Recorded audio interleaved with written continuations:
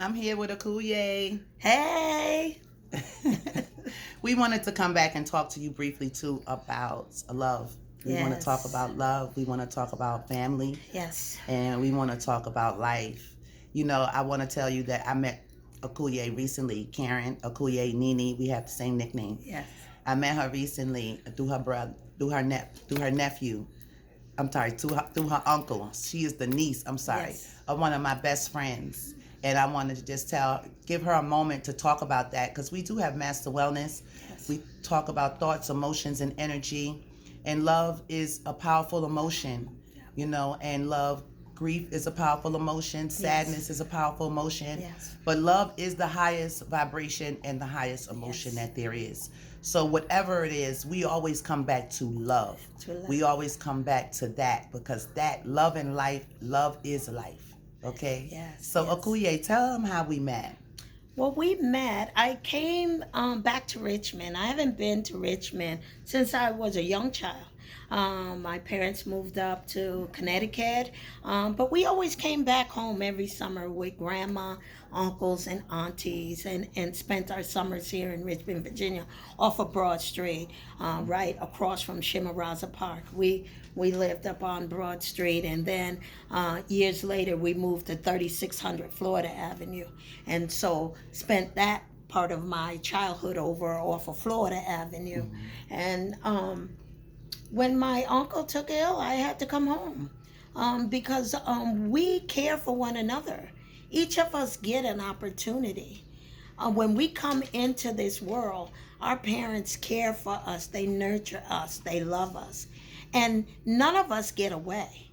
When we get older, we have to do the same for them, for our parents, for our grandparents, for our aunties and our uncles.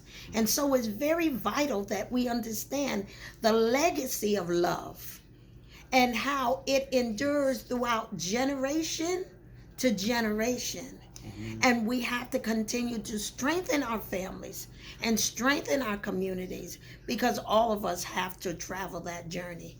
We all have to journey. And so we have to understand the process of that journey. And we center love. We have to center love, compassion, kindness, generosity in the midst of any, any, you hear me say any situations in our life, whether we are transitioning to go on with the ancestors or in sickness and in health. You know, the marriage vow is a life vow. It's not just for, it's a relational vow that we care for one another. Even in hard times, we still have to care for one another and show love. Yeah. Absolutely. And thank you so much. It's been a pleasure meeting her. Her uncle, I met him when I was 19 years old. I came to Richmond, Virginia, and he helped me. He helped me. We worked together at Metropolitan Hospital in the psych unit. And I was a unit secretary, and he was a psych tech. And he over here laughing now, look. and he introduced me to Richmond, and I had problem. My mom passed when I was 16, so I didn't always have it easy. But when I met Gary, he always helped me, and I told him I needed a place to live. And he said, "Girl, I got a big old house over here, and you can come on and live with me." And he helped me by providing me with a place to live, so that I could help and sustain myself as a young person out here in the world. And so I'm forever grateful and have the utmost gratitude. He's been my friend ever since. And even before the internet, we would lose touch, and God would always put us together. Like, we would see each other in most oddest of places. And he would put us together, and he would always say, "Girl, you need your hair done." I'd be like, yes. So he was a beautician. He did so many great things. And a master. Oh, man, he was so many great things. So I would go ahead and go and get my hair done, and he would always use Paul Mitchell products, and I fell in love with Paul Mitchell products because of him. And so that's how I met. And so when I came back to Richmond just recently, I just got back to Richmond and myself, and I came to see my friend and found that he was going through some master wellness situations where he needs Health and master wellness. wellness. He needs assistance with, you know, his thoughts, emotions, energy, and wellness, and just keeping himself in high vibration. Amen. Right? We all go through transitions in life. It's how we handle those transitions. Yes. Right? So It is, and our family and loved ones are there to assist and help us with these transitions.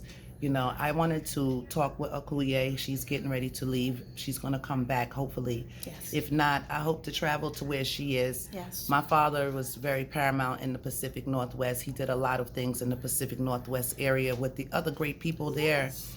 You know, my father, Haamid, in Portland, Oregon, he was a staunch supporter of Black rights, Black advocacy, Muslim rights, Muslim advocacy, as well as preserving African American history.